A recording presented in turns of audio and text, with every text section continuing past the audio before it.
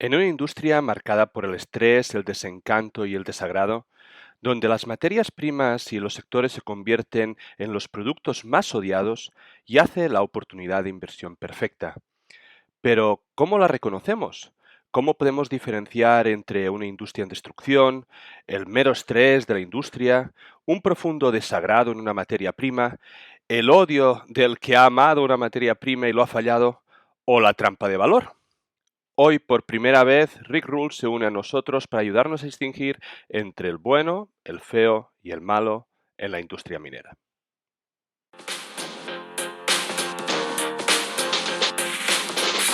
Bienvenidos amantes del subsuelo, esto es Charlando de Minas, el primer y único podcast en español dedicado a la inversión minera. ¿Quieres aprender a invertir en recursos naturales? Suscríbete a nuestro podcast. ¿Te gusta nuestro contenido? Dale like, déjanos un comentario. El programa de esta semana está a punto de empezar.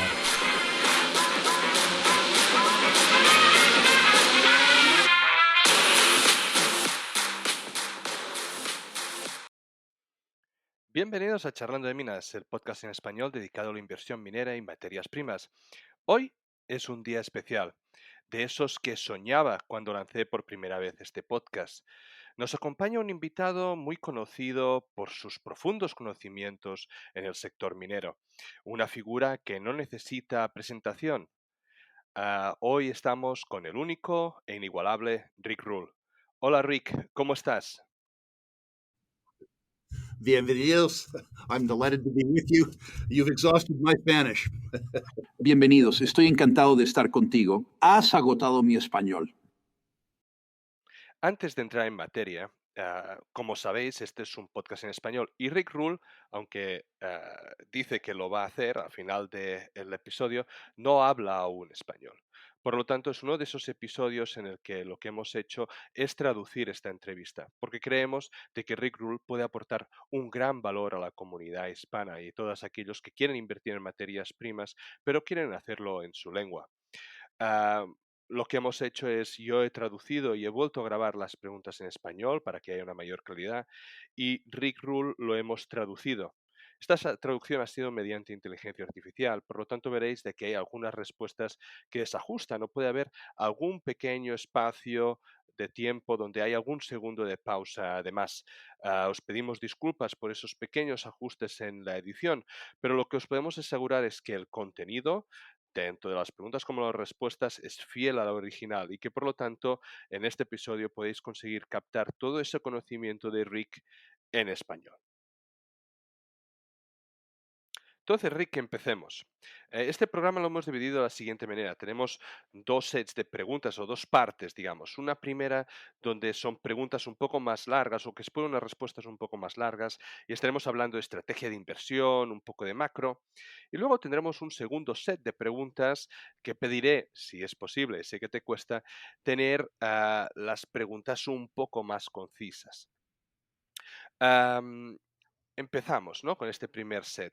Has mencionado a menudo, ¿no? Que la minería es un negocio intensivo en capital y en tiempo y que uno debe ser un inversor contrarian o que si no será una víctima. Has destacado esta necesidad de invertir en materias primas que son esenciales para para la humanidad. O sea, que quiere decir que vamos a usarlas en los próximos 5 o 10 años, pero que están tan infravaloradas que el coste de producción medio es inferior al precio de venta.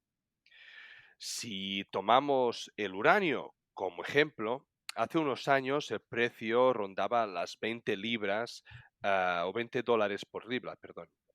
Y sin embargo costaba 60 producirlo, lo que llevaba a tu cita de que o el precio del uranio sube o se apagarán las luces. Este escenario tipifica una industria en apuros, una industria en destrucción y probablemente el fondo de un ciclo de la materia prima. En tu opinión, ¿hay otras commodities, otras materias primas que ves en un estado similar a la que veíamos el uranio en ese momento? Indeed. I think they'll become more distressed. Ya lo creo que estarán más en peligro. Pero hablemos de ellos, yacimientos de sulfuro de níquel. Debido a la explosión del níquel laterítico de bajo coste en Indonesia en particular, pero también en Filipinas, el negocio del níquel sulfurado a nivel mundial, con la probable excepción de Rusia, está en liquidación. Hay tanto capital involucrado en el negocio de sulfuro de níquel que la industria seguirá produciendo por debajo del costo de producción durante un par de años. Se llama el concurso del último hombre en pie. Ellos no quieren cerrar porque quieren ser capaces de producir cuando el precio se da la vuelta y tienen tanto capital varado que producen por debajo del coste de producción. Pero ahora es el momento de aprender sobre el níquel sulfurado, de construir una lista de la compra. En algún momento del año que viene, habremos experimentado suficiente destrucción de la oferta en el espacio de níquel que los precios subirán inevitablemente como subieron en el espacio del uranio.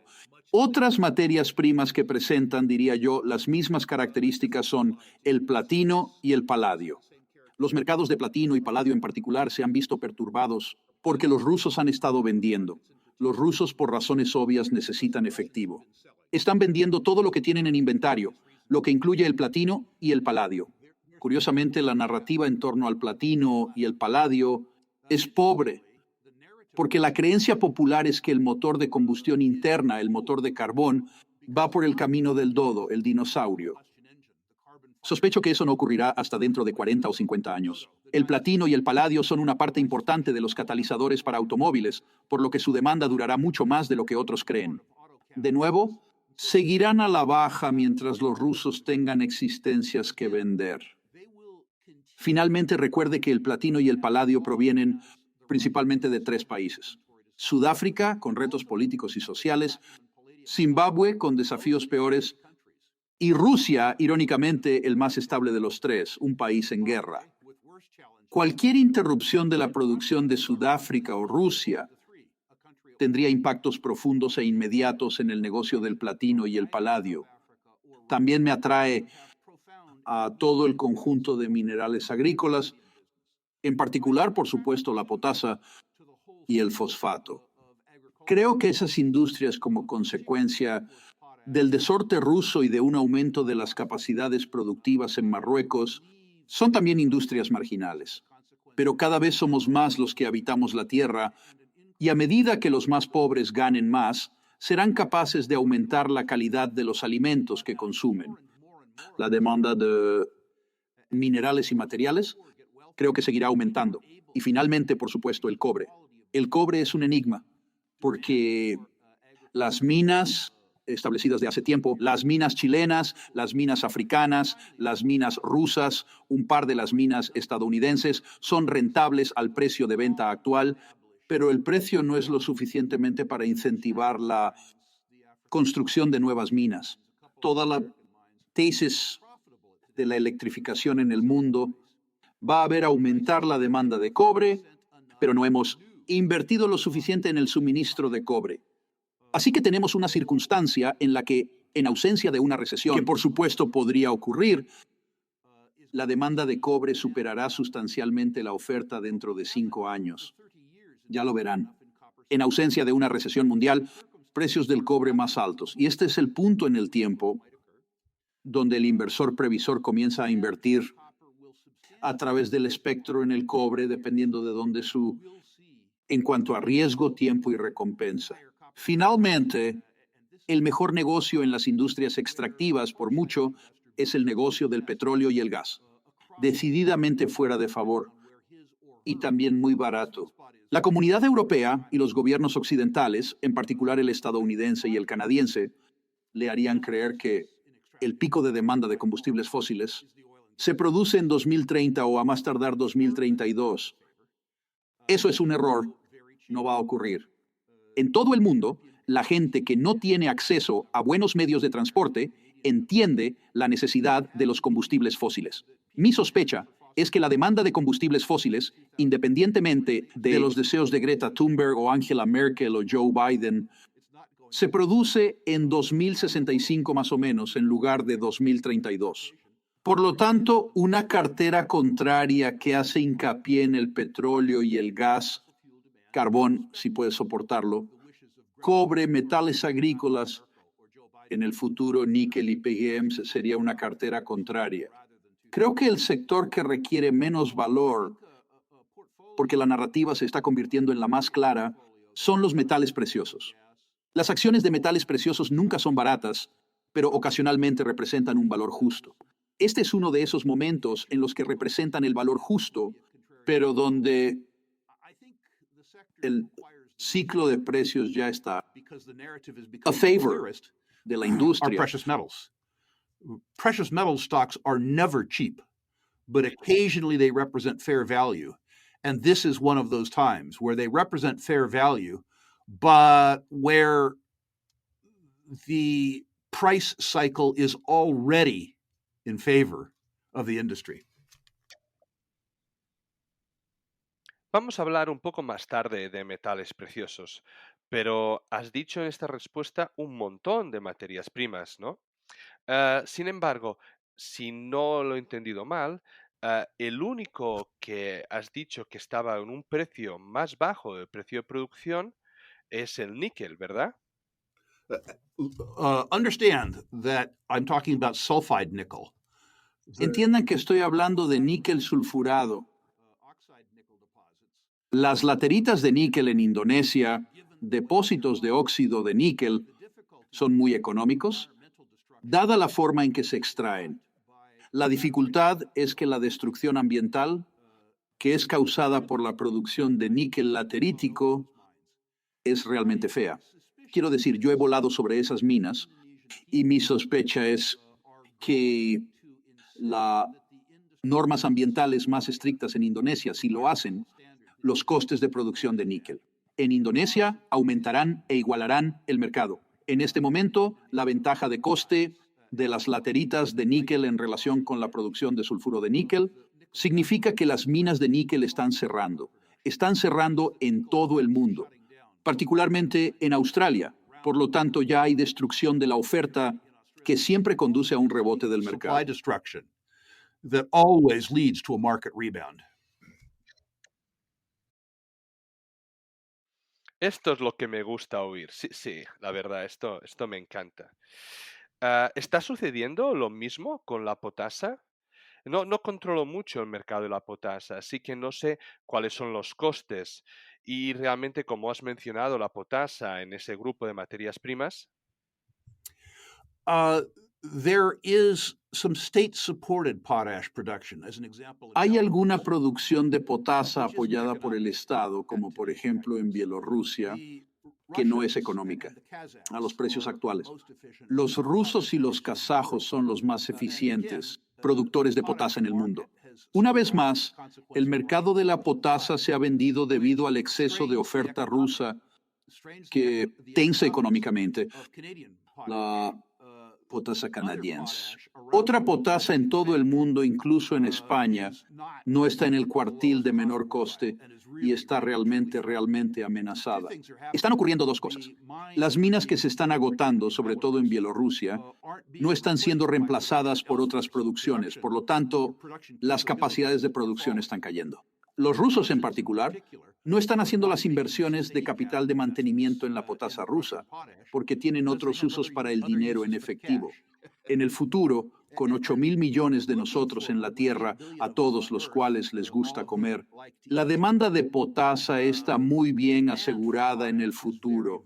Es un nutriente extremadamente eficiente, sea o no Greta Thunberg o alguien piensa que deberíamos estar usándolo. or somebody thinks we ought to be using it.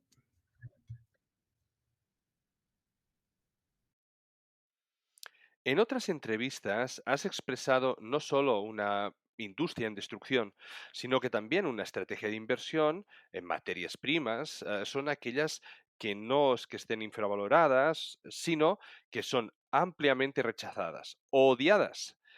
Se me viene a la mente la plata. La plata no es necesariamente una industria en destrucción, ¿no? Una commodity en destrucción, ya que se produce también como subproducto del oro y el cobre, pero claramente no es la favorita de nadie. ¿Cómo enfocas la inversión en este tipo de materias primas? ¿Cuándo sabes cuál es el momento de invertir? The truth is that you don't. I'm I'm invariably early. La verdad es que no. Siempre llego temprano. Si veo un producto que es ampliamente odiado, una industria en apuros, una industria donde incluso las mejores empresas del sector no pueden recaudar dinero cuando lo necesitan. Me gusta, sobre todo si puedo entender por qué la hostilidad de los inversores es tan fuerte. En el caso de La Plata, si retrocedes 4 años, podéis recordar una especie de locura en torno a La Plata en Reddit Silver Squeeze. Había una narrativa en torno a La Plata que era simplemente falsa. Y un montón de gente quedó atrapada en la narrativa y compró plata, y todos fueron recompensados altos porcentajes de pérdidas. Todos están enfadados. No sé qué tan bien se traduce esto, pero no hay odio tan severo como el odio de un amante despechado. Y en el caso de un montón de gente alrededor de La Plata, hay un montón de amantes despechados. Avanzamos ahora al punto en el tiempo donde un movimiento en el precio de La Plata es mucho más próximo, mucho más cerca, y la gente que la odia no ha seguido la narrativa. En mi experiencia, los mercados alcistas de metales preciosos son liderados por el oro, porque el comprador es un comprador de miedo. Cuando la narrativa en torno a los metales preciosos se establece tanto para el inversor de metales preciosos, pero más apropiadamente para el inversor generalista, la plata puede, por su menor precio unitario, se mueve más lejos y se mueve más rápido. El oro ya ha establecido ese impulso. Ha alcanzado máximos nominales frente a las principales divisas del mundo, incluido el dólar estadounidense. Y solo en los últimos 10 o 12 días, la plata ha comenzado a moverse por las razones que cabría esperar. Pero ahora, fuera de la comunidad de La Plata, afortunadamente, a nadie le importa. And just in the last 10 or 12 days, silver has started to move for the reasons that we would expect. But right now, outside the silver community, mercifully, no one cares. Muy bien, muy bien. La diversificación de su cartera intriga a muchos. Ah, a pesar de que, y como lo has mencionado, ¿no? En diferentes programas, posees varias materias primas. Muchas veces los oyentes suponen de que tienes una parte significativa de cualquier materia prima que menciones en cualquier programa como el que estamos teniendo. Entonces, probablemente la pregunta sea, cuando nombras una materia prima que te gusta, como por ejemplo la plata, ¿cuál es el peso real en tu cartera? Silver is speculative. When I was a younger man, La plata es especulativa. Cuando yo era más joven, estaba más interesado en la especulación. Yo necesitaba hacer una buena cantidad de dinero y lo hice. Así que para mí, la parte especulativa de mi cartera es mucho menos importante de lo que solía ser. Tengo acciones de plata por 2 razones. A, porque creo que las acciones de plata lo harán bien, pero B, porque algunas de ellas son tan eficientes generadores de efectivo que las poseería independientemente de lo que produzcan. En respuesta directa, solo alrededor del 2% o 2,5% ahora de mi cartera está involucrado en la plata específicas de la plata. allocations. Entonces, cuando alguien como tú, ¿no? Alguien con tu experiencia, y dices, sí, la plata está odiada, la plata es especulativa, la plata tiene catalizadores cerca. Justificas todo eso, ¿vale? Pero solo tienes un 2,5% en tu cartera. Entonces, la gente necesita, cuando te escuche hablar, tener eso en mente. Understand, I'm old and fat and rich. Entiéndelo. Soy viejo y gordo y rico y yo no creo que la asignación de mi cartera deba ser un indicador para otras personas. En cierto modo creo, no estoy diciendo que sea cierto, pero los más jóvenes oyentes necesitan familiarizarse con la volatilidad de las acciones de plata en el pasado. Creo que es posible que ese 2,5% de mi cartera creciera orgánicamente a 25% de mi cartera. Yo recuerdo muy bien la década de los 70, las minas de Coeur d'Alene, pasando de 10 centavos a $65 la acción. Lamentablemente yo era demasiado joven y pobre para participar.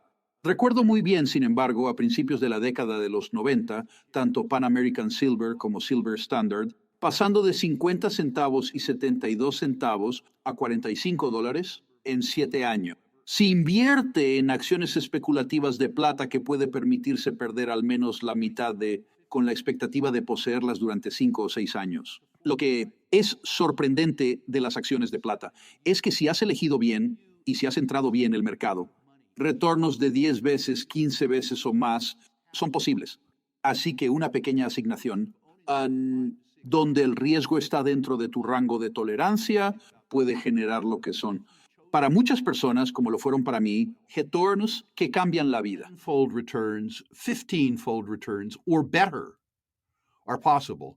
So a small allocation, one where the risk is within your range of tolerance, can generate what are, for many people, they were for me, life-changing returns. Por supuesto. Reflexionando ahora sobre el cobre. Has mencionado hace un par de años cuando el cobre alcanzó más o menos los $3. Dijiste en algún programa de que el dinero fácil ya se había hecho. Sin embargo, con los precios de cobre fluctuando y sorprendiendo recientemente, pasando los $4, debe haber oportunidades para que el dinero fácil de nuevo se pueda hacer, ¿no? ¿Cómo identificarías estos momentos de dinero fácil? The copper space is a space that a mining investor must be in most of the time. Un inversor en minería debe estar siempre en el sector del cobre. El cobre es la más próxima de las materias primas, junto con el hierro, al petróleo y al gas, que es crítica para el futuro de la humanidad. Y el precio del cobre no es lo suficientemente alto para incentivar la producción que vamos a necesitar. Así que una cartera de inversión en recursos, no una cartera especulativa, debe incluir el cobre. Hay que centrarse en los productores de bajo coste con reservas muy duraderas. Así que necesita tener nombres como Río, por supuesto originalmente de España, BHP, y tienes que entender que es probable que poseas estas acciones durante 10 años. Si ves una circunstancia en la que el cobre está en el titular de cada periódico importante porque el precio se disparó, entonces, por supuesto, vendes algunas acciones. Cuando todo el mundo clama por comprarlas, reduces tus participaciones y buscas otra cosa que sea odiada, pero nunca estás realmente fuera del negocio del cobre. Mientras tanto, las acciones mineras están fuera de favor y porque el costo de capital para la minería es bastante alto, hay oportunidades inusuales, creo, alrededor de grandes depósitos de cobre que se construirán estratégicamente. Mi discusión contigo antes de que saliéramos al aire me dice que usted ha alertado a sus suscriptores de lo que está sucediendo en Argentina, en el distrito de Vicuña. Lo que están viendo allí es el surgimiento de una muy importante provincia de cobre. Va a llevar mucho tiempo, va a costar mucho dinero. He estado allí, está realmente en el medio de la nada. Pero usted tiene una dotación de cobre allí que es importante en un contexto global. Tienes que pensar en ese distrito de cobre en el contexto de los enormes pórfidos de cobre en Chile que han generado riqueza para los chilenos durante 150 años. Hay que pensar en ellos, aunque no tengan el mismo tipo de origen. Hay que pensar en ellos en los mismos términos, como el cinturón de Rio Tinto. Ya sabes, el cinturón de cobre ibérico en España y Portugal. Eso es importante. Y creo que lo que hay que buscar en el negocio del cobre es el tamaño y grado específicamente. No sé qué tan bien se traducirá esto, pero necesitas concentrarte en depósitos donde el tamaño objetivo razonable sea de $10,000 millones en reservas y recursos recuperables in situ, donde, como con el apoyo por varios documentos, podemos hablar de la documentación en otro momento, donde el yacimiento estará en el cuartil de costo más bajo en todo el mundo y también donde el depósito será, o usted espera que sea, en el mejor cuartil mundial en términos de rendimiento del capital empleado. Pero a los precios actuales del cobre, el rendimiento del capital empleado, incluso la rentabilidad prevista del capital empleado, tiene que superar el 25%. Si usted sigue esas directrices año tras año en el negocio del cobre, ganarás muchísimo dinero. Hay muchas minas de cobre en el mundo que generan antes de impuestos 1 millón de euros de beneficio al día. Estas y algunas de estas cosas tienen 15 o 20 años de vida de reserva. Son verdaderas rentas vitalicias. Las cosas pueden ir mal políticamente y socialmente, pero si construyes una cartera alrededor de depósitos de legado de larga vida que generan 25% más retorno sobre el capital empleado y están en el cuartil de menor costo sobre una base global, te irá muy, muy bien en tu vida. In profit a day. And some of these things have 15 or 20-year reserve lives. These are really, truly annuities. Things can go wrong politically. Things can go wrong socially. But if you construct a portfolio around legacy deposits, long-lived deposits that generate 25% plus return on capital employed and are in the lowest cost quartile on a global basis, you will do very, very well in your life.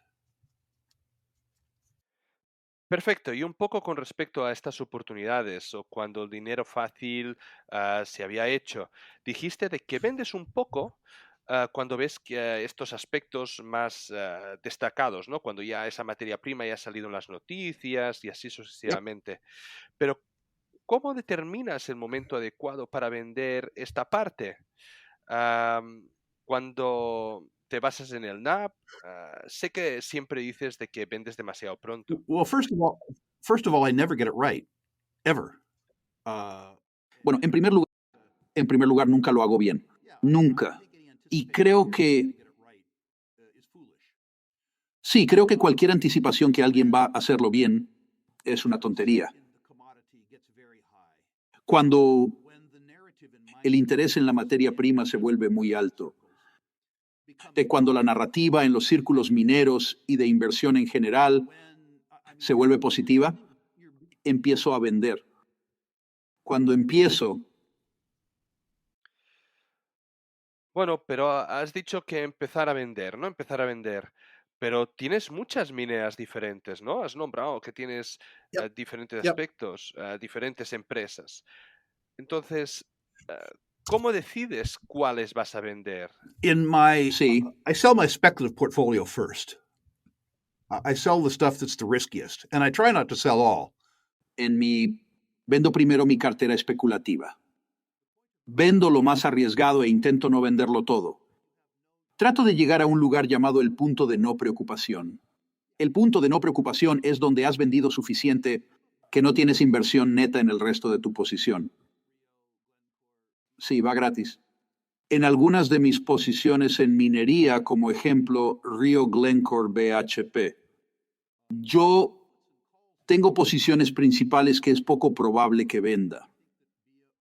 Vendo puts y calls contra ellas. Es decir, si creo que Río, por ejemplo, tiene un precio atractivo, en tal vez una cuarta parte de mi posición voy a vender por debajo del mercado, dando a otros inversores la opción de venderme si el precio baja. Y venderé calls por encima del mercado, dando a otros inversores el derecho a comprar mis acciones a un precio fijo en el futuro. La idea de que el mercado me pague por comprar bajo y vender alto, es decir, hacer algo que de otro modo haría gratis, es atractiva para mí, y hay ocasiones en que un producto es muy caliente, donde tanto como una cuarta parte de mi posición será llamada lejos de mí porque he vendido opciones. Eso ocurrió con mi posición de Cameco en uranio. Yo no fui a vender Cameco, pero yo había escrito y mi posición fue cancelada. No me sentí demasiado mal porque era un triple, ¿sabes? Pero en mis posiciones principales, en mis posiciones de inversión, me inclino a mantenerlas a muy, muy largo plazo. Si fuéramos a ver, el precio del cobre irá, ya sabes, 10,000 euros la tonelada como un ejemplo, y fuéramos a ver el costo de capital muy, muy, muy bajo, y si viéramos comentarios positivos sobre el cobre en todos los principales medios de inversión del mundo, yo consideraría cuidadosamente vender un montón de mis acciones de cobre, sobre todo si algún otro producto con el que estuviera familiarizado se volviera barata. Si pudiera tomar el dinero que tenía invertido en productores de cobre y poner ese dinero, si estuvieran baratos en productores de hierro o petróleo, probablemente haría esa operación, pero no estamos cerca. Nosotros no estamos cerca de 10.000 euros la tonelada. We are close to 10,000 euros a ton. Por supuesto. Entonces, lo que estás diciendo básicamente es que tienes un núcleo de materias primas que te gustan a largo plazo, ¿no? O un grupo de empresas que mantendrás al menos 5, 6, 10 años, ¿vale? Y luego tienes un montón de mineras junior especulativas, ¿vale? Que es las que dices que vendes cuando ya se ha hecho el dinero fácil, ¿no? Absolutely. Entonces dices allí, vendo estas acciones. Cuando dices vendo, dices Absolutamente. que vendes estas mineras junior, ¿verdad? Well, listen, if something goes wrong, I sell irrespective of price.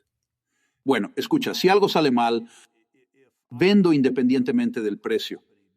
Si yo poseo una compañía especulativa, porque creo que hay algún resultado de exploración, y resulta que estaba equivocado, si los resultados de la exploración no eran lo que yo había previsto, voy a vender y venderé sin tener en cuenta el precio.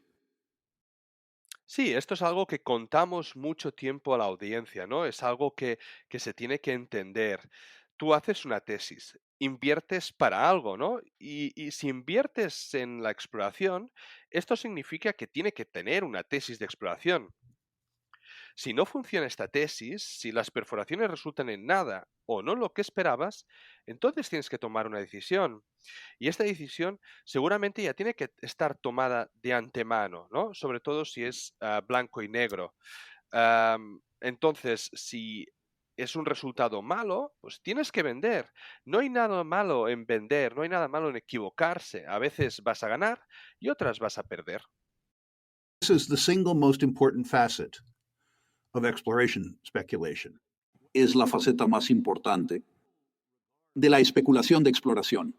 Lo que acabas de decir, la gente considera la exploración como un negocio intensivo en activos. Es un negocio de conocimiento. Desarrollas una tesis sobre una propiedad y pruebas esa tesis, y entender la tesis, verificar la tesis, y luego monitorear cuidadosamente el proceso por el cual la tesis es probada y tener tu decisión de inversión gobernada por la realidad es fundamental. Ese es todo el juego. Todo lo demás es una tontería. Hablemos ahora un poco del oro. El oro vemos que ha aumentado el precio a más de un 25% en los últimos meses, probablemente en las últimas semanas lo podríamos describir, debido en parte porque hay China y los BRICS que están comprando tanto como pueden, ¿no? Cuando se produce un incremento de las materias primas y incrementa tanto el precio, a veces me pregunto si hay alguna cosa que no sabemos, ¿no? Detrás de todo eso. Porque siempre me pregunto, ¿por qué no empezaron a comprar hace unos meses? ¿Por qué no compraron de una forma no tan agresiva que no haga subir el precio de la materia prima de esta manera? ¿Qué opinas al respecto? Well, first of all, there have been other parts of the economy, Bueno, en primer lugar, other parts of ha capital. habido otras partes de la economía, otras partes de los mercados de capitales que han atraído más atención. Cuando la gente me decía hace 2 años, Rick, ¿cuándo se va a mover el precio del oro? Mi respuesta fue el año 2000. En dólares estadounidenses el oro era de $256. En 2000 y en 2010 era $1,900 americanos. En el periodo de 2000 a 2024. El precio del oro de nuevo, $256 a $1,900 americanos. En otras palabras, un 8,6% de tasa interna compuesta de retorno. El oro siguió el ritmo de la inflación. Hizo exactamente lo que el inversor quiere que haga. Pero debido a que los movimientos no fueron tan dramáticos como en la década anterior, o en la década de 1970 a 1980 pensaron que el oro estaba rindiendo por debajo. El problema no era el oro, el problema era la perspectiva de los inversores. Ahora tenemos una situación en la que el oro está subiendo mucho más dramáticamente en precio. ¿Qué está ocurriendo? Yo sugeriría 3 razones. La primera es que las monedas fiduciarias en todo el mundo, incluyendo el dólar de EEUU, están disminuyendo en términos de poder adquisitivo. Es decir, el oro aumenta de precios nominales. El aumento real del precio del oro son menos dramáticos. Es como una aritmética contrastando el numerador y el denominador. La segunda cosa es que durante 50 años la moneda de reserva mundial ha sido el dólar y el mercado de valores más profundo del mundo es el del Tesoro estadounidense. Los países de todo el mundo han liquidado sus intercambios comerciales entre sí, no solo con EEUU, en dólares, incluso en la comunidad del euro, la segunda moneda más fuerte del mundo, el medio de intercambio de país a país. A menudo en la comunidad del euro ha sido en dólares, pero seguro en todo el mundo. Y las naciones han almacenado su riqueza en los tesoros de EU, porque la liquidez y la transparencia del mercado es diferente a cualquier otro mercado en el mundo, pero la hegemonía del dólar estadounidense ha comenzado a ser mucho menos completa. La razón de ello, me atrevería a sugerir, es que el gobierno de EU ha intentado imponer su voluntad extraterritorialmente a otros países a través del mecanismo del dólar. Independientemente de lo que piense sobre la aventura rusa en Ucrania, el gobierno de EEUU decidió que, en efecto, robar $300 mil millones en tenencias del Tesoro ruso, que fue una lección no solo a Rusia, sino a otros regímenes que creen que el gobierno de EEU podría no tenerlos en alta estima. Los chinos, los indios, los iraníes. Y, al mismo tiempo, los Estados Unidos, en efecto, armó el sistema de banca rápida en todo el mundo. El sistema bancario SWIFT es una organización internacional, no es una organización estadounidense. Pero los EEUU, a pesar de eso, básicamente decidieron utilizar el sistema bancario SWIFT para imponer su voluntad extraterritorialmente a los bancos centrales de todo el mundo. Y finalmente, el periodo de disminución de las tasas de interés reales que existió en los últimos años, que hizo que la seguridad del tesoro fueran tan buenas inversiones, se ha dado la vuelta. Los propios tesoros, independientemente de la militarización del dólar de EU, son inversiones menos atractivas para los bancos centrales extranjeros. La consecuencia de ello es que los bancos centrales extranjeros en los últimos 3 años han sido compradores muy agresivos de oro. Antes habían sido compradores constantes, pero los bancos centrales exigen un medio de intercambio para que puedan tratar entre sí fuera del dólar. Esto no es, por cierto, la moneda de los BRICS. Ya sabes, la moneda BRICS implicaría un instrumento fiduciario que fuera respaldado por muchos gobiernos en bancarrota. Tampoco como los rusos o los chinos o los indios confían en los EEUU, confían en nosotros más de lo que confían entre ellos. Lo peor que los chinos podrían hacer sería tener varios billones de rublos, acumulados como superávit comercial sin nada en qué gastarlo. La consecuencia de esto es que los bancos centrales extranjeros han sido compradores constantes de oro. Lo que es importante señalar es que este aumento de los precios del oro se ha producido sin la participación de un público minorista.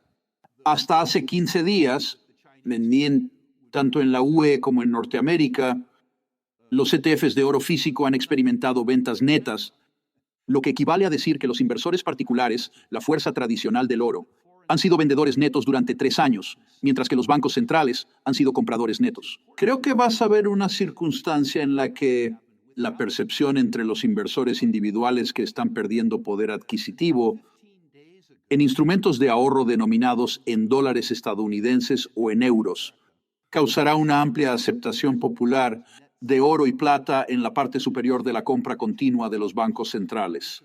Si eso ocurre, y no digo que vaya a ocurrir, pero creo que ocurrirá, si eso sucede, creo que el movimiento en el precio del oro y la plata, independientemente de la moneda en que se mida, dólares o euros, será mucho más dramático.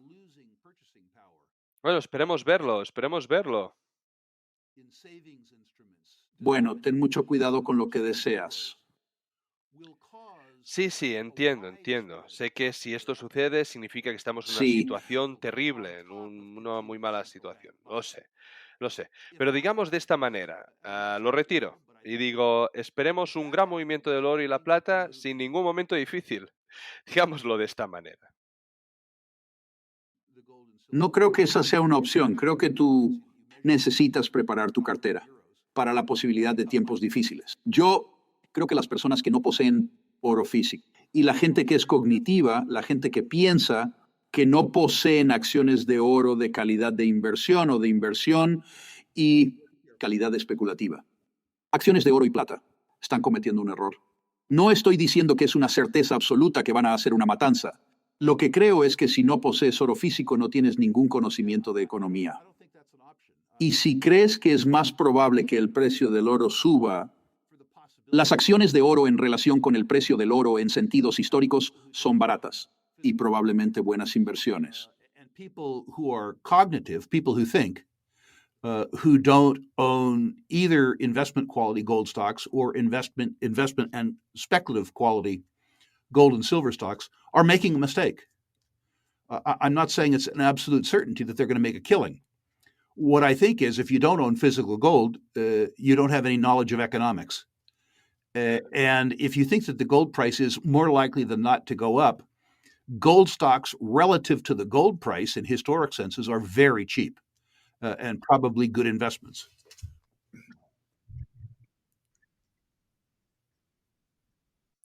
Perfecto, ahora vamos a pasar a esta segunda parte de la entrevista donde esperamos unas respuestas un poco más rápidas o unas preguntas más concisas. Sé que esto, Rick, seguramente te va a costar y yo no tengo limitación de tiempo, pero bueno, vamos a intentarlo a medida de lo posible. Am, Has dicho de que las mineras de oro están relativamente baratas, ¿vale? Y parece que han ganado impulso en las últimas semanas, aun su dificultad histórica, ¿vale? De dar rendimiento a los shareholders, a los inversores, ¿no? Me encontré un post en redes sociales que refleja bastante esto. Las 6 principales mineras más grandes de oro, cuando el oro estaba a 1900, ¿vale? El beneficio por onza era solo de $126, en comparación a cuando el oro estaba en 1400, que fue de $150 la onza. Esto significa que aún con el oro a $500 más, estaban perdiendo $25 por onza o estaban ganando $25 menos, ¿vale? Y yo A pesar de estas cifras, ¿vale? Los mineros de oro, para, digamos, bloquear este retorno o este beneficio al accionista, la mayoría de mineros de oro han subido más de un 50% en estas últimas semanas. ¿Es esto solo porque los inversores están a última hora tratando de saltar al oro, ¿no? A correr en este FOMO, o ha cambiado algo? I don't think things have changed. I think that the more rapid increase in the no gold creo que las cosas hayan cambiado. Creo que el aumento más rápido en el precio del oro que se va a ver va a empezar a aumentar los márgenes. Lo que la industria del oro tal vez no quiere reconocer es que aunque el precio del oro ha aumentado mucho en los últimos 2 años, todos los inputs involucrados en la producción de oro también han aumentado. Los costes laborales han aumentado, los energéticos se han triplicado, el acero ha subido un 40%, el cemento un 50%. Pero lo más importante, las rentas sociales, el coste del gobierno, los gastos externos, las regalías fiscales, se han incrementado en un 20% compuesto anual. Cuando el precio de algo aumenta, pero el coste de producirlo aumenta tan rápido o más, el aumento que se ve en los ingresos no se corresponde como has demostrado a través de tu trabajo en el margen. La suma de la anticipación en torno a las acciones de oro es una función, creo, del hecho de que la gente cree que los aumentos en los precios del oro que has visto en los últimos 4 o 5 meses, pero sobre todo en el último mes, se van a acelerar. No me sorprendería si tuviéramos una pausa. No estoy diciendo que lo haremos, pero no me sorprendería si tuviéramos una pausa. Yo soy uno de los que cree que el precio del oro va no solo más alto, sino mucho más alto en sentido nominal. Y si eso es cierto, las empresas que tienen cierta capacidad para controlar sus costes in situ y su G&A, les irá bien. Comprender que los gobiernos seguirán violando a las empresas mineras. Las empresas mineras no son muy populares con los votantes, por lo que seguirá sucediendo.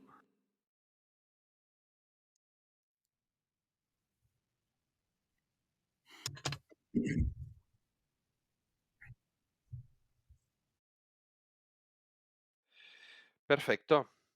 En estos últimos bull runs, ¿no?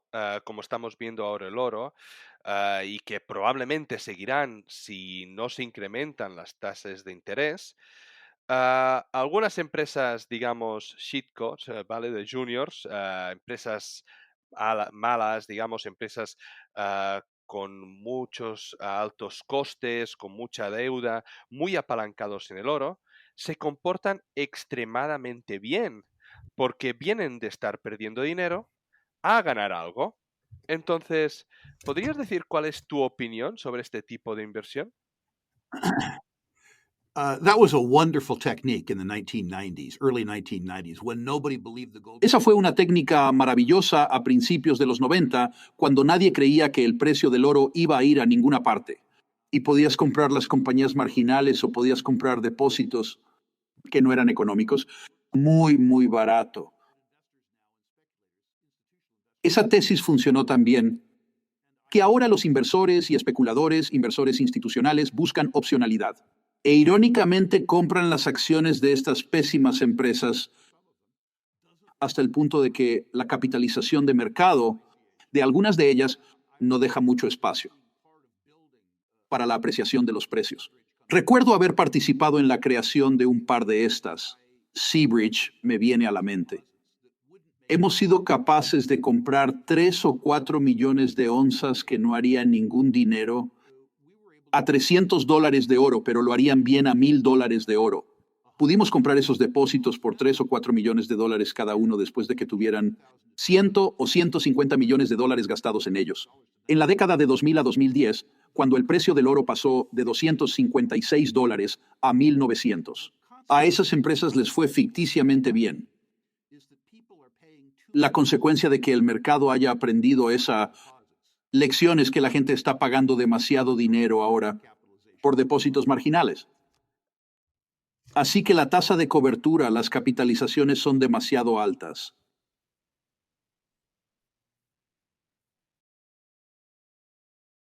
Entonces, ¿qué números te gusta ver a ti para invertir en algo así? ¿Cuál debería ser, digamos, la cuota de mercado, la capitalización por cada millón de onzas o algo así? ¿Cómo podemos detectar oportunidades? There is, sadly, there's no rule of thumb. When people use No hay. Lamentablemente no hay una regla general. Cuando la gente utiliza la capitalización de mercado por onza, están hablando de la narrativa, el cálculo del valor actual neto. Si tratas de usar una regla general, no tiene en cuenta el costo de capital para ponerlo en producción por onza, cuando la onza será vendida. Así que el valor actual neto o el margen. Hay inversores institucionales que utilizan esa métrica porque es una regla empírica fácil de discutir y a los inversores les gusta. Pero aparte del hecho de que a los inversores les gusta, no tiene sentido. Ganar dinero con los recursos naturales es cuestión de valor de empresa en relación con el valor actual neto ajustado al riesgo. Y lamentablemente tienes que hacer un montón de trabajo para obtener ese número. Sí, y ahora creo que esta siguiente pregunta enlaza bastante bien, porque no has dicho de que hay que hacer un montón de trabajo para invertir, ¿no? Para obtener ese número, ¿vale? Pero hay otras estrategias de inversión que pueden ser relativamente más fáciles. Sí, existe, por ejemplo, el Pre-Production Sweet Spot de Lobo Tigre, que a menudo es un método simple pero eficaz para invertir en el sector minero. ¿Consideras que es una estrategia viable para aquellos que no tienen el tiempo para dedicar a una investigación tan exhaustiva como tú o que quieren tener algo de vida aparte de invertir. Speculators who are willing to lose some money if something goes wrong in construction. Los especuladores que están dispuestos a perder algo de dinero si algo sale mal en la construcción y que son pacientes, pueden hacerlo muy bien con la estrategia. Lo que ha hecho Lobo Tigre es encontrar una parte del mercado que es impopular, pero sin riesgo. Las noticias atractivas ya se han producido. La exploración, el descubrimiento, todo eso ya han tenido lugar. Las noticias ahora no son gramos por tonelada. Son el coste del cemento. Permisos. Esto es profundamente aburrido y altamente rentable. Para un especulador, esta es realmente una gran estrategia. Y es una estrategia duradera porque la gente especula en torno a la narrativa. Especulan en torno a cómo se sienten, no en torno a la aritmética. Y esta es una estrategia que va a lo que Lobo Tigre es. Ya sabes, él es un físico en realidad. Es un matemático. Creo que es una estrategia brillante. Por cierto, es un tipo maravilloso. Unlike his old gringo friend, you can interview Lobo in Spanish. Como su viejo amigo gringo. Puedes entrevistar a Lobo en español. Sí, ya lo hemos entrevistado un par de veces y espero volver a entrevistarla antes de verano. Siguiente pregunta. Un golpe de Estado por grupos militares en África, que es algo, por desgracia, muy común, ¿vale? Ah, es la mayoría de veces, o Yep. provoca la mayoría de veces una venta masiva de las acciones mineras del país. ¿Ves en esas ventas una oportunidad para comprar esas mineras baratas? Absolutely. On the subject of political risk, all jurisdictions are risky. Sí, absolutamente. En cuanto al riesgo político, todas las jurisdicciones son arriesgadas. Yo personalmente preferiría construir una mina de cobre en Zambia o Congo que en España o California. Así que hay que tener en cuenta el riesgo político. Si entras en ese juego, tienes que estar dispuesto en ocasiones a perder todo el dinero que habías invertido en el sector. Yo invertí en Afganistán, como ejemplo, hace 20 años y perdí todo el dinero. Rusia me trató muy bien durante 22 años, hasta que dejó de hacerlo. Lo que está ocurriendo ahora en Mali y Níger, creo, es instructivo. Los malienses, los nigerianos, están reaccionando a los vestigios del colonialismo francés y revisando cómo van a tratar con el mundo exterior. Debemos prestarles atención, pero no son necesariamente malas noticias, puede ser una mala noticia. Pero el hecho de que haya un cambio de régimen y los depósitos de uranio, por ejemplo, se venden en un 70%, no cambia el valor del uranio. Tienes que decidir en el nuevo régimen fiscal qué tipo de certidumbre política vas a disfrutar, qué tipo de rentas sociales tienes que pagar, pero tienes que hacerlo de la forma más agnóstica posible. Usted ha señalado en otra entrevista, en otro podcast, la importancia de vender sus acciones a inversores pasivos o a dinero pasivo. ¿Implica esto que cuando se habla de una materia Yeah. prima o de una acción y la hablan actores famosos en el sector como usted, ya es demasiado tarde para que inversores particulares vayan detrás de esos valores? Not at all. What I'm talking about in terms of selling to passive investors is En absoluto. Lo que estoy hablando en términos de venta a los inversores pasivos es la progresión en las empresas especulativas, de tener la mayor parte del volumen se producen en la interacción entre los individuos, y que esos mercados se vuelvan institucionales o, mejor aún, indexados. Así que cuando una empresa, por ejemplo, en Canadá alcanza una cierta capitalización, llamémosla $1,000 millones, de repente esa empresa empieza a estar incluida en los índices y los fondos de índices, los inversores pasivos, tienen que comprarla. Es una transición maravillosa.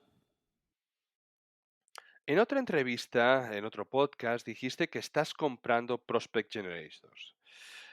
Creo que esta entrevista se va a publicar una vez ya haya pasado tu Prospect Generator Bootcamp, ¿vale? Por gente como yo que nunca ha invertido en Prospect Generators, ¿podrías darnos algún tipo de consejo? Absolutely. Thank you for the opportunity. A prospect generator acknowledges that the exploration process is really a technologically driven process. Desde luego, gracias por la oportunidad. Un generador de prospectos reconoce que el proceso de exploración es realmente un proceso impulsado, tecnológicamente, en contraposición a un proceso propiedad, un poco de estadística de fondo. Cuando fui a la universidad, hace muchos años, me enseñaron que una de cada 3.000 anomalías mineralizadas se convierte en una mina, lo que quiere decir que aunque el pago por el éxito es alto, la probabilidad de éxito es muy baja. Lo que se encuentra es que hay algunas personas que con su aplicación de la tecnología son buscadores de minas con éxito, mientras que muchas personas no lo son. Pero se trata de un proceso intelectual más que físico. Lo que hace un generador de prospectos es aplicar su experiencia técnica específica o su visión para los negocios en una determinada jurisdicción para hacer exploración a escala de distrito, desarrollar una tesis en torno a múltiples extensiones y luego traer socios de empresas conjuntas que gastan el capital físico para quedarse con el capital intelectual de la empresa generadora de prospectos. El generador del prospecto termina con un interés, ya sea un interés de trabajo, un interés de trabajo minoritario o una regalía con un gasto de capital muy bajo. La idea de invertir en generadores de prospectos es que en lugar de invertir en una propiedad donde la probabilidad de éxito es baja, que invertir en una cartera de 30 o 40 participaciones en propiedades donde el tercero asume el riesgo. Y por cierto, el tercero aporta capital intelectual adicional de forma gratuita. La verdadera fuerza de este modelo se hizo evidente para mí hace unos 30 años, cuando habíamos participado en algunas propiedades, curiosamente, de una empresa que hablamos fuera de línea, Freeport-McMoRan. Y pasé por la oficina de Freeport-McMoRan y vi que Freeport-McMoRan empleaba a unos 225 profesionales de las ciencias de la Tierra. El generador de prospectos en el que yo había invertido y que había subcontratado a Freeport solo tenía 3 profesionales de ciencias de la Tierra. Y tuvimos acceso a los 225 profesionales de Freeport-McMoRan y nos pagaron por el privilegio. Esto me alegró el corazón. Era poco probable que hubiera algún desafío técnico en relación con nuestras propiedades que alguien en Freeport no hubiera visto y abordado antes. La segunda cosa que calentó mi corazón es que llegué a entender que la diligencia que había hecho, sin importar cuánto lo intentara, iba a ser insignificante en comparación a la que Freeport había hecho. Si yo iba a contratar a un geólogo consultor para ver los proyectos de esta empresa e informarme, ese geólogo, él o ella, ese consultor probablemente me habría cobrado en esos días $3, $4, $5,000 por un estudio. Freeport-McMoRan hizo un estudio mucho más detallado. Y en lugar de que yo les enviara un cheque por $5,000, nos enviaron un cheque por 5 millones. Así que no solo obtuve el acceso de su experiencia, sino que me pagaron por el privilegio de contribuir. Esa es la ventaja. La corroboración estadística de esto es que, como he dicho al principio de esta discusión, y lo siento por la respuesta prolija, la probabilidad de éxito con una anomalía mineralizada es de 1 entre 3,000. He participado en cerca de 70 generadores de prospectos. Lo siento, soy un anciano. No me doy cuenta cuántos he hecho, pero unos 70. Y en 70 he generado 24 descubrimientos económicos, rozando los 25, y he participado en 23 absorciones. Así que mientras el promedio estadístico a través de acciones junior sería 1 de cada 3,000, mi experiencia es más como 1 de cada 3. Un par de desviaciones estándar. Estadísticamente, mejores probabilidades. Hay algo acerca de que la aritmética que encuentro absolutamente adictivo. Well, the statistical average across junior stocks would be 1 in 3,000. My experience is more like 1 in 3. a couple standard deviations statistically, better probabilities.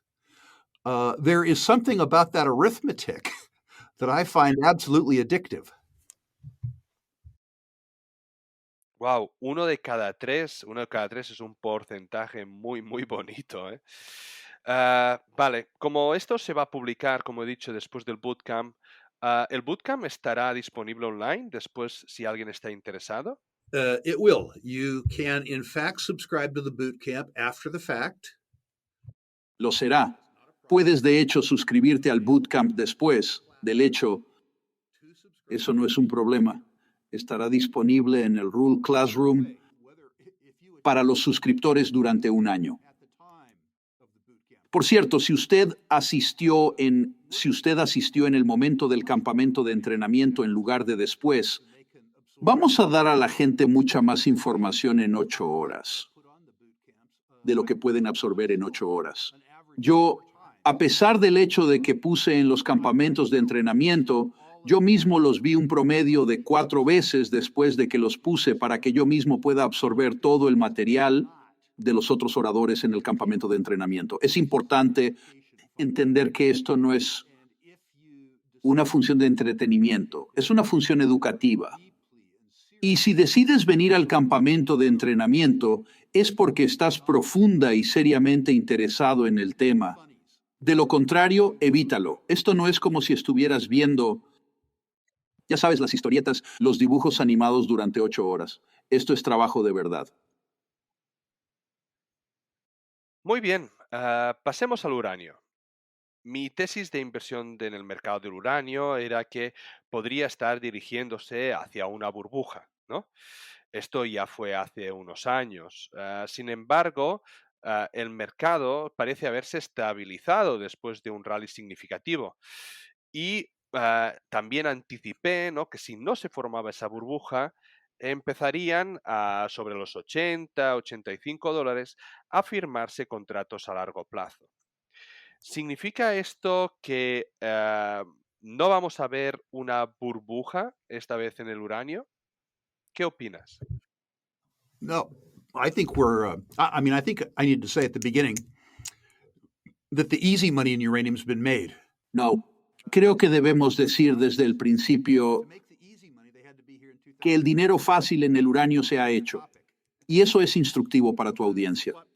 Para hacer el dinero fácil, tenían que estar aquí en 22, cuando la gente odiaba el tema. El precio al contado, por supuesto, se despeja de 20 a algo así como 95. Y esa validación, la validación por el precio, ha probado la narrativa en la mente de la gente. Es irónico que se calienten con algo después de que el caballo ya esté fuera de la puerta de salida. Dicho esto, hay un cambio en la estructura del mercado del uranio. Y es importante que la gente lo reconozca porque esto nunca ha sucedido en una clase de materia prima antes. En los últimos 10 años, las operaciones en el mercado se han realizado principalmente al spot, lo que significa que nadie tiene ni idea de aquí a 18 meses qué precio van a recibir por su uranio o qué precio van a pagar para obtener uranio. Cada vez más operaciones en el mercado del uranio se realizan en el mercado a plazo. Y esto es muy importante. Esto significa que incluso un productor pequeño, si tiene un estudio de factibilidad financiable, puede entrar al mercado y asegurar acuerdos de compra a largo plazo. Con crédito, tomadores de grado de crédito de inversión, que literalmente son garantía. Literalmente puedes llevar estos contratos al banco. Significa que alguien que habría tenido que vender un depósito para construirlo ahora podrá construirlo, basándose en el hecho de que han contratado para vender durante 15 años suficiente material a un precio que hace que el banco entienda que la financiación de la construcción será pagada por el material. Esto es muy diferente. Esto significa es que mientras que el dinero fácil se ha hecho, el dinero seguro está delante de nosotros. Ahora bien, su audiencia necesita saber que hay probablemente 80 juniors de uranio en el mundo. Hay probablemente solo 11 o 12 que sean válidas. Así que no puedes invertir en el sector del uranio. Tienes que invertir en ti mismo para hacer el trabajo, para segregar en términos cinematográficos entre lo bueno, lo malo y lo feo. Sí, pero esto significa básicamente que es muy complicado, ¿no? Ver una burbuja del uranio como sucedió en el anterior mercado alcista. I think you may see a uranium bubble. Creo que puede haber una burbuja de uranio porque creo que la mayoría de los inversores no se tomarán el tiempo de entender la dinámica del mercado del uranio. Ellos verán algunas pequeñas empresas que disfrutan de éxito y suben 10 veces de precio. Y pensarán que subieron de precio porque el mercado del uranio es bueno. No habrán hecho el trabajo para entender por qué estas empresas subieron. La narrativa del uranio seguirá siendo una gran narrativa. Seguirás viendo cómo aumenta la utilización del uranio. Verán a Japón devolver el resto de su flota nuclear a la producción.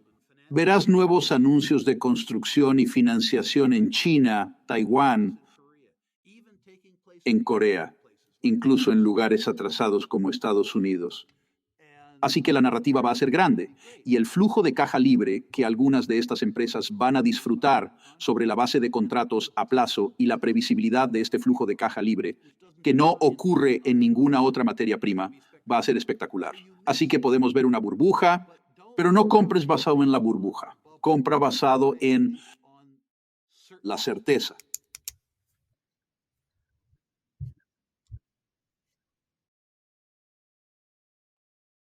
Entendido. Usted ha dicho de que el mercado actual del uranio ha cambiado, ¿no? Para este cambio, ¿qué prefiere? ¿Un proveedor de enriquecimiento de uranio como Centrius Energy o los buenos junior mining que he nombrado? Because I'm not competent enough Porque no soy lo suficientemente competente para entender las ventajas competitivas de varios enriquecedores y reenriquecedores, y porque me temo que la nueva filial de Cameco, Westinghouse, será un jugador muy serio. Tengo miedo de las empresas de base tecnológica debido a mi propia ignorancia en todos los temas que no sean la exploración. Prefiero permanecer dentro de mi propio círculo de competencia. Así es, me encanta lo que creo que Centris está haciendo, pero no soy lo suficientemente inteligente como para entender cómo tienen una ventaja competitiva sobre Rosatom, ya sabes, los rusos, o sobre Hitachi, o sobre Westinghouse/Cameco. No me gusta apostar por el pececillo cuando el pececillo se enfrenta a un tiburón. Betting on the minnow when the minnow is up against a shark. Perfecto. ¿El litio y las tierras raras son una industria en destrucción o simplemente son una materia prima odiada? Well, lithium is a special case. Bueno, el litio es un caso especial.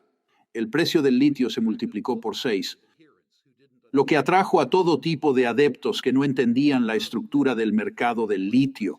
Ahora que el precio ha caído en un 70%, todos los antiguos amantes son odiadores. Usted sabe por su propia experiencia, no hay odio tan fuerte como el odio de un amante despechado. Y la mayoría de la gente en el espacio de uranio son amantes despechados. Curiosamente, creo que en 2 años más o menos, el mercado del litio vuelve al equilibrio. Nunca estuvimos cortos de suministro de litio. Lo que ocurrió es que la demanda de litio superó la capacidad de procesamiento. No teníamos la capacidad de convertir el litio en producto refinado lo suficientemente rápido como para acomodar el crecimiento de las baterías. Pero en los últimos 6 años, como consecuencia de un aumento de 6 veces en el precio y como consecuencia de la disponibilidad ilimitada de capital, hemos eliminado todos los cuellos de botella que había. Y como consecuencia, el valor de escasez desapareció y el precio se desplomó. Mientras tanto, el mercado no entendía que no teníamos escasez de litio, así que salimos a buscarlo, porque nunca lo habíamos buscado antes, nunca lo habíamos encontrado. Encontramos toneladas de litio y este litio vamos a tener un proceso darwiniano realmente feo, donde revisamos 60 o 70 yacimientos descubiertos en los últimos 10 años y los reducimos a 5 o 6 que son buenos, lo suficientemente buenos como para entrar en un mercado sobreabastecido. Dentro de 2 años, los inversores van a mirar el espacio del litio y lo van a odiar. Van a odiarlo con la pasión con la que odiaron el espacio del uranio en 2022. Irónicamente, cuando todos los datos que se necesitan para averiguar quién va a hacerlo y quién no van a hacerlo esté disponible, a nadie le importarán los datos.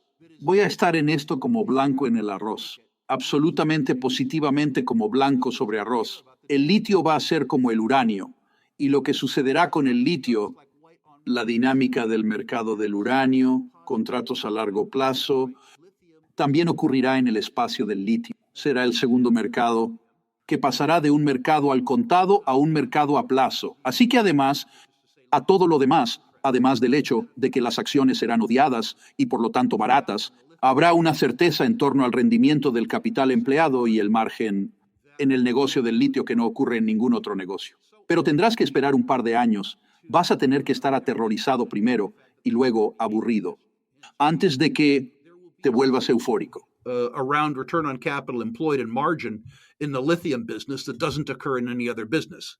But you're going to have to wait a couple years. You're going to have to be terrified first and then bored before before you become elated.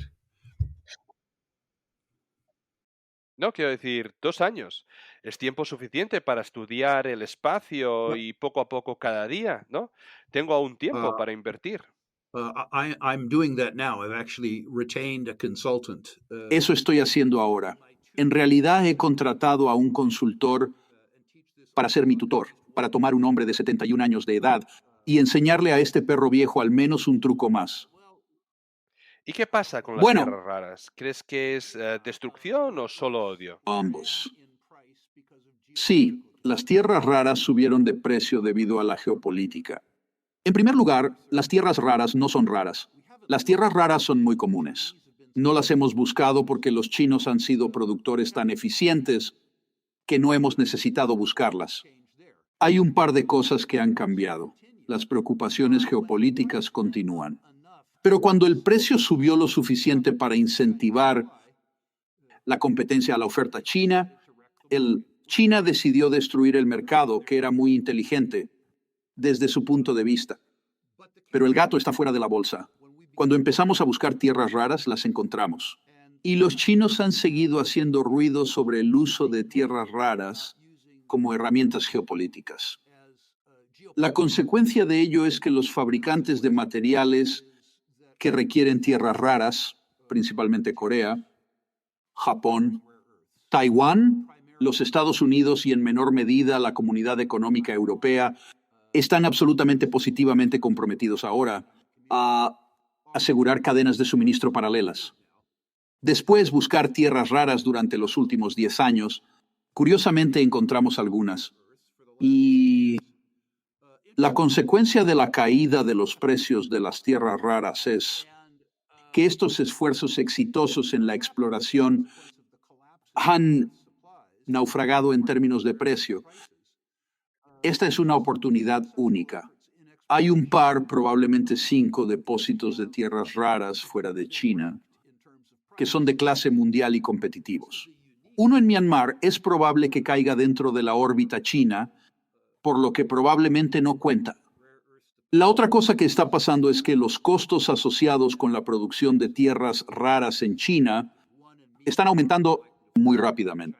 Los métodos de producción chinos de los últimos 30 años han causado una enorme destrucción del medio ambiente en el oeste de China, en Xinjiang, y los chinos, incluido el gobierno chino, ya no están dispuestos a profanar. Su voluntad de profanarse a sí misma está disminuyendo. Así que al mismo tiempo que el dominio chino con las tierras raras comenzará a desvanecerse por razones geopolíticas, los costes asociados con la producción y la menor capacidad de los chinos para subcotizar en términos de precio. Las tierras raras, desde un punto de vista económico, son enormemente difíciles de entender. Son más que un tema. Hay 60 o 70 temas, cada uno de los cuales es un mercado menor que termina en IUM. Price is fading. Rare earths, from an economic point of view, are enormously difficult to understand. They are more than a topic. There are 60 or 70 topics, each of which in itself is a minor market ending in IUM. Sí, sí, es un poco complicado hasta para mí, ¿no? Yo soy químico, entiendo los elementos, las materias y así sucesivamente, pero debido a que la minería de las tierras raras es toda en general, ¿vale? Pero luego hay diferentes usos para cada una de ellas, ¿vale? Hay diferentes mercados, entonces la complejidad del tema se vuelve mucho, mucho más difícil. No es como el litio, que tienes el litio, diferentes tipos de litio, pero con el otro el tema es mucho más complejo. And as a consequence of that, the reward for getting it right is much higher. Y como consecuencia de ello, la recompensa por hacerlo bien es mucho mayor porque no hay mucha competencia. Hay 300 o 400 personas en el mundo que se consideran correctamente o no como expertos en el espacio de oro. Probablemente hay 5 o 6 expertos en el espacio de tierras raras y usted puede, con un poco de esfuerzo, identificarlos. Yo lo he hecho y aprovechar su experiencia.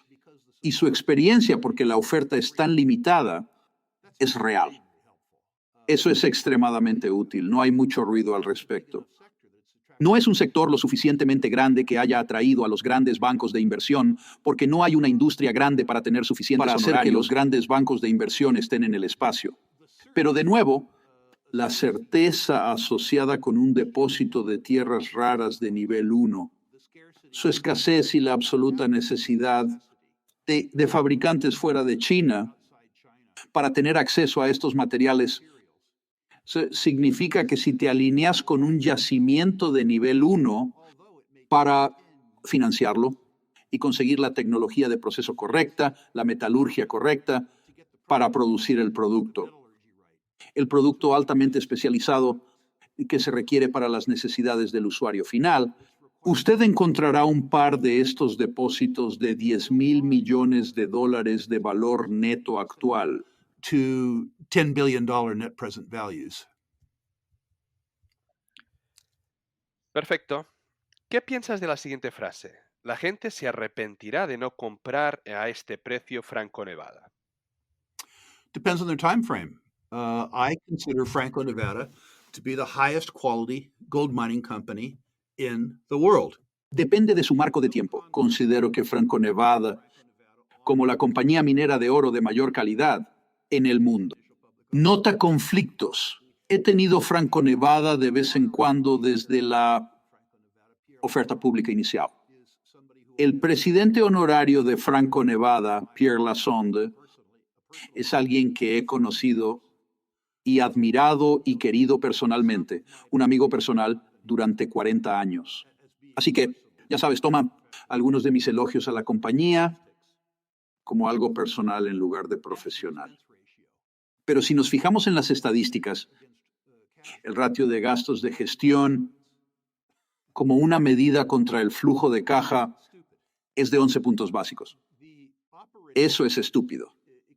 Los márgenes operativos superan el 90%, es decir, efectivamente su bruto es su neto. Tienen en su mayor parte, no exclusivamente, pero en su mayor parte, su valor proviene de depósitos muy grandes. Y esto es importante. Todos los depósitos dan sorpresas. Los depósitos pequeños suelen dar malas sorpresas y los grandes depósitos suelen dar buenas sorpresas. Esto es virtuoso. ¿Es Franco-Nevada barato? No. Franco-Nevada no es barato, pero tienen un par de ventajas competitivas duraderas. El mercado que vas a ver en los próximos 5 años para regalías y streaming se tratará de proveer capital alrededor de grandes transacciones. Podría ser que, por ejemplo, Ghana o Indonesia quieren aumentar su participación en depósitos, pero no pueden pagarlos. Podría darse la circunstancia de que Franco-Nevada proporcione el capital para hacerlo a cambio de regalías en un flujo en transacciones de miles de millones. Podría ser que una gran empresa de cobre necesitara gastar $10,000 millones para construir una mina. Y para financiarla podría vender un flujo contra el subproducto de la producción de oro o plata de esa mina. De nuevo, Claro, una y no hay transacción muchas de empresas billones que de puedan tener dólares. ese tipo de transacción. Exactamente. La capacidad de negociar a ese nivel es o Franco o Wheaton o un club. Y el club va a ser liderado por Franco o Wheaton. Es importante entender que cuando la gente mira a Franco, dicen, ¿cómo puede crecer una empresa de este tamaño? Creo que Franco tiene la capacidad de duplicarse en 5 años, simplemente basado en las necesidades de financiación de la industria y la habilidad única de Franco para emitir cheques tan grandes. Yo diría que Franco y Wheaton, francamente, también diría que ambas compañías están bien dirigidas. Uniquely well run. Perfecto. A los precios actuales, ¿cuál crees que es mejor opción para invertir en el distrito de Vicuña? ¿Filo, NGX o Lundin Mining? That depends on who you are. I suspect that Philo and NGX ultimately will become part of Lundin Mining. Eso depende de quién seas. Sospecho que Filo y NGX se convertirá en parte de la minería Lundin. Conozco a la familia Lundin bastante bien. He hecho negocios con ellos desde 1974. La generación actual de los nietos de las personas con las que hice negocios son honestos. Lucas, que en paz descanse, antes de morir, me dijo que cada yacimiento importante que descubrieron y que vendieron fue un error. Cada yacimiento que vendieron, hayan o no ganado $1,000 millones, él cree que fue un error. Y creo que el distrito, en última instancia, se consolidará en la minería Lundin. Es posible que entonces los Lundin tengan que traer a BHP o Río o alguien así como socio a nivel de Vicuña. Si quieres certeza, si quieres reducir el riesgo, y si usted está preocupado por el valor temporal del dinero, es decir, el distrito de Vicuña puede no ser desarrollado durante 10 o 15 años, usted compra la minería Lundin porque obtienes un dividendo muy generoso que mientras esperas. En otras palabras, tienes tu pastel y te lo comes también. Si mi tesis es correcta y si NGX y Filo son ambos en última instancia aguas arriba en el Lundin, entonces tal vez con el tiempo usted encontrará que su rendimiento del capital empleado es mayor, asumiendo el riesgo del valor temporal del dinero, asociándose con 2 compañías más pequeñas. Ahora bien, he decidido no ser demasiado elegante al respecto. Soy propietario de Lundin Mining, sí. Soy dueño de NGX, sí. ¿Poseo Filo? Sí. Y los he tenido por mucho, mucho, mucho tiempo. Do I own NGX? Yes. Do I own Philo? Yes. And I've owned them for a very, very, very long time. Sí, es una estrategia muy buena que yo también comparto. Yo también comparto. Vi en un vídeo en el pasado que usted tenía Integra Resources, ¿no? Y hace aproximadamente un año Integra Resources se convirtió en Integra Resources Corp con una fusión con Millennium Precious Metals. ¿Qué piensa ahora de la compañía?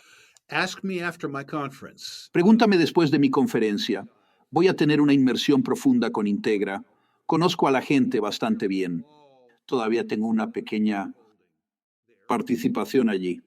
Lo que me pasó en mi primera ronda con Integra es que obtuve un doble muy rápido y el precio de la acción subió más rápido de lo que lo hizo mi certeza con respecto al depósito.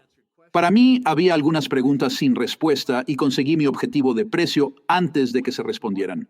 Cuando el mercado me recompensa, por encima del acceso a la información que necesitaba para justificar el precio, vendo lo que hice. Después de eso hicieron esta fusión y el precio cayó bastante precipitadamente. Por lo tanto, estoy muy inclinado hacia Integra, pero tengo que estudiarla para tener suficiente certeza para aumentar mi inversión y no he hecho ese trabajo todavía. Para jugar la plata, ¿qué prefiere? ¿Go Gold o New Pacific Metals? Personally, go gold. Personalmente me inclino por Go Gold. Pero es una pregunta interesante. New Pacific tiene ventajas de franquicia en Bolivia, y Bolivia es probablemente la jurisdicción de habla hispana menos explorada del planeta. Es un lugar donde he especulado con éxito y sin éxito durante 30 años. Así que el especulador empedernido, se sentiría atraído a Bolivia tanto por el tamaño del precio existente, pero probablemente más importante debido a la sensibilidad con la que el capital detrás de New Pacific, que es chino, ha empleado en Bolivia. Yo poseo Go Gold, porque creo que la cuestión del IC ya ha pasado. Creo que ahora estamos en el cuándo. No creo que tengas una mina ahí. Creo que tienes un distrito y creo que entienden el distrito lo suficientemente bien como para que su exploración se vuelva predictiva. En mi experiencia, cuando tu comprensión de la mineralización se vuelve predictiva, alcanzas un punto de inflexión. Llegas a un punto en el que agregas onzas rápidamente y a bajo costo. Su riesgo en torno a Go Gold, creo, son las intenciones de señor AMLO con respecto a la eficacia de la minería en general. En México, tomo nota de que el ministro de Minas ahora es el ex ministro de Medio Ambiente. Y esa persona sería, creo, descrita como amablemente, como ambivalente hacia la minería. Creo que el electorado, al menos el electorado de élite, que AMLO representa es un electorado académico de izquierda que tiene otras aspiraciones para el futuro de México, que la minería. Creo que los riesgos asociados con Go Gold son realmente políticos, no riesgos sociales. Creo que Go Gold ha hecho un muy buen trabajo en la comunidad. Antiguamente, era una comunidad agrícola de subsistencia. Creo que Go Gold ha proporcionado el primer acceso al empleo en efectivo en ese distrito. Han hecho un trabajo muy bueno haciendo cosas como perforar pozos de agua. Creo que su gasto social local ha sido muy bueno. Creo que hay un riesgo de primera línea asociado con la política de México con respecto a la minería. Creo que su audiencia podría enseñarme en ese sentido. But I think there is top-line risk associated with the politics of Mexico with regards to mining. I think your audience might be able to teach me in that regard. Finalmente, última pregunta. Organizas en julio el Rule Symposium y para aquellos inversores de todo el mundo, ¿vale? ¿Qué se puede esperar de su simposio que no hayan visto en un BRIC o en un PDAC, por ejemplo? Well, there's an enormous difference. Bueno, hay una enorme diferencia. Por cierto, soy un gran fan del PDAC. He estado yendo, me avergüenza decirlo, durante 40 años, más tiempo del que la mayoría de su audiencia ha estado en la Tierra. Mi conferencia es muy diferente. En primer lugar, la mayoría de las conferencias mineras son gratuitas, lo que significa que ustedes, los asistentes, son el producto. Si no lo reconocen, si es gratis, ustedes son el producto. Cobramos los asistentes, lo que significa que nos mantenemos a un mucho más alto nivel. ¿Cómo se manifiesta eso? Bueno, en primer lugar, la conferencia ha superado la prueba del tiempo, lleva celebrándose 30 años. Últimamente no somos Johnny.com, mejoramos un poco cada año, y si mejoras un poco después de 30 años, es que eres bastante bueno.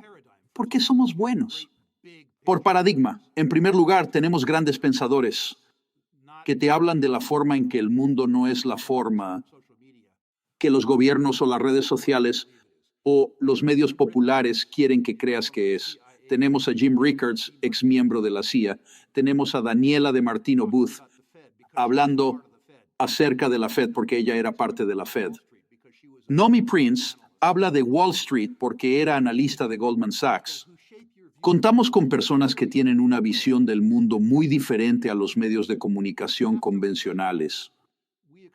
Después de hacer eso, te exponemos a los analistas que han tenido éxito en la inversión de recursos naturales durante 20 o 30 años, trucos de la banca de inversión, que fracasaron en la tecnología, fracasado en los servicios financieros de consumo, ya sabes, fracasado en 2 o 3 otras industrias antes de que se dejó caer en la minería.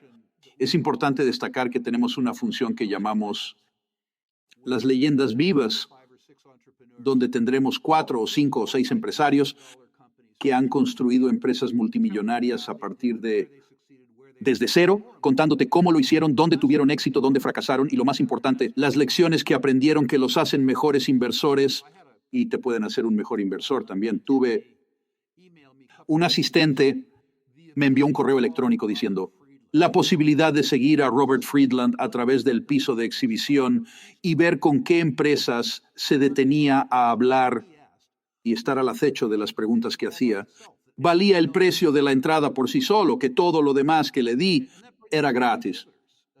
Y eso nos lleva a los expositores. En todas las demás conferencias, los expositores se consideran ingresos, se les considera anunciantes. Mis asistentes durante 30 años me han dicho que mis expositores son también contenido, así que tengo que mantener mis expositores a las mismas normas que a otros proveedores de contenidos. Eso significa que tengo que investigarlos. Específicamente, no hay expositores de empresas públicas en mi conferencia que no pertenezca a una cuenta de mi propiedad o gestionada por mí. No hay garantía, por desgracia, de que cada acción que compro suba, pero hay una garantía de que cada expositor allí es investigado. La consecuencia de esos factores me permite hacer a todo el mundo una oferta que no hace ninguna otra conferencia de inversión en el mundo. Si usted asiste a mi conferencia, ya sea en persona, que yo preferiría, porque hay mucha comunicación no verbal que ocurre en una conferencia, o si eso es inconveniente y asiste en línea como otras 1,300 personas lo hicieron el año pasado, cualquiera de los dos. Si no crees que el contenido que te he proporcionado vale la matrícula que te he cobrado, hay una garantía de devolución del dinero bañada en oro. Nadie más hace esto.